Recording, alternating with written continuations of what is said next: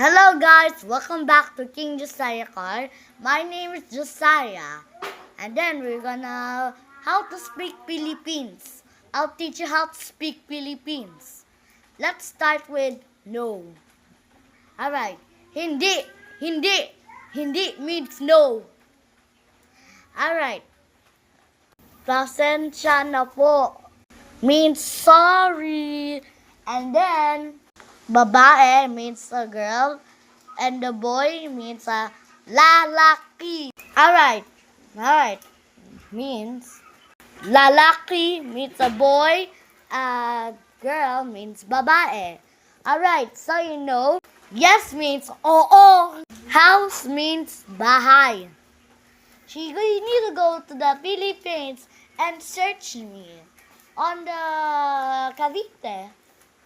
Alright, you search sa Carmona. Sa Carmona, and then you will search the Greenwoods. That's Marinas, Cavite. And basa means wet. You're wet. Alright, so what is next? Let me think first. Aha! Rain! Look guys, it's raining right now. Look on the floor. And it's raining outside. I'm gonna close it. It's all done. We'll be right back. Finally, guys, I fixed the door. Now, let's talk about Philippines again. Now, guys, rain means ulan, uulan. A coconut means a buko. Right now, it's maraming. Okay, it's maraming means more. And yummy means sarap. Maraming sarap. And sa basketball, it's called basketball means basketball. And the ball is the ball. Bola.